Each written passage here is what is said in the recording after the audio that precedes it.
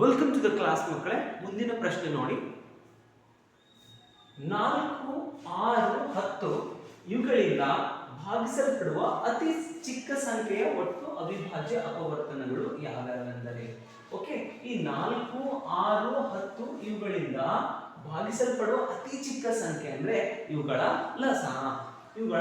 ಲಸ. ಈ ಲಸದ ಒಟ್ಟು ಅವಿಭಾಜ್ಯ ಅಪವರ್ತನಗಳು ಯಾವ್ಯಾವು ಅಂತ ಕೇಳ್ತಿದ್ದಾರೆ. ಅಂದ್ರೆ ಈ 4, 6, 10ರ ಲಸವನ್ನ ಕಂಡುಹಿಡಿಯಿರಿ ಮಕ್ಕಳಿಗೆ ಅವಿಭಾಜ್ಯ ಅಪವರ್ತನೀಕರಣ ವಿಧಾನದಿಂದ. ಯಾಕಂದ್ರೆ ಅವುಗಳ ಅವಿಭಾಜ್ಯ ಅಪವರ್ತನಗಳನ್ನೇ ಕೇಳಿದ್ದಾರೆ.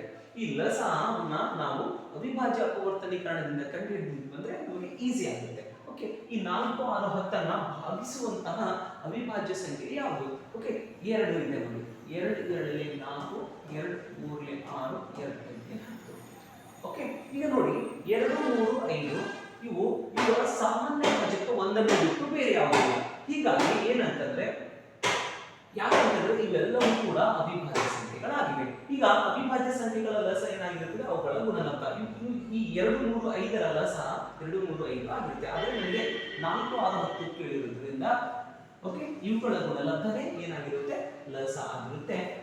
ಓಕೆ, ಮತ್ತೆ ಇವುಗಳ ಅವಿಭಾಜ್ಯ ಅಪವರ್ತನಗಳು ಕೂಡ 2 ಗುಣಿಲೆ 2 3 ಗುಣಿಲೆ 5 ಆಗಿದೆ. ಓಕೆ, ಇದು ಯಾವ ಆಪ್ಷನ್ ಅಲ್ಲಿ ಇದೆ ನೋಡಿ.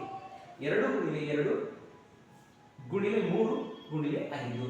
ಓಕೆ, ಇಲ್ಲಿ ನೋಡಿ 7 ಬಂದಿರೋದ್ರಿಂದ ಈ ಆಪ್ಷನ್ ಎ ತಪ್ಪಾಗಿದೆ. ಸಿ ನೋಡಿ, 2 ಸಾರಿ ಬಂದಿದೆ. ಆಪ್ಷನ್ ಬಿ ಯಲ್ಲಿ 2 ಒಂದೇ ಸಾರಿ ಇದೆ. ಓಕೆ, ಹೀಗಾಗಿ ಇದು ಕೂಡ ತಪ್ಪಾದಂತ ಉತ್ತರ ಆಗಿದೆ. ಆಪ್ಷನ್ ಸಿ ನೋಡಿ ಮಕ್ಕಳೇ, 2 ಗುಣಿಲೆ 2 ಗುಣಿಲೆ 3 ಗುಣಿಲೆ 5. ಓಕೆ, ಇದು ಪರ್ಫೆಕ್ಟ್ ಆನ್ಸರ್ ಆಗಿದೆ. ಇದು ಸರಿಯಾದಂತ ಉತ್ತರ. ಆಪ್ಷನ್ ಡಿ ಯಾಕೆ ತಪ್ಪಾಗ್ತಿದೆ ಅಂತಂದ್ರೆ ನೋಡಿ, 2 ಸಾರಿ ಬೇಕು, ಒಂದೇ ಸಾರಿ ಕೊಟ್ಟಿದ್ದಾರೆ ಮತ್ತು 7 ಎಕ್ಸ್ಟ್ರಾ ಇದೆ. ಹೀಗಾಗಿ ಇದು ತಪ್ಪಾಗ್ತಿದೆ. ಓಕೆ, ಸರಿಯಾದಂತ ಉತ್ತರ ಬಿ. ಓಕೆ.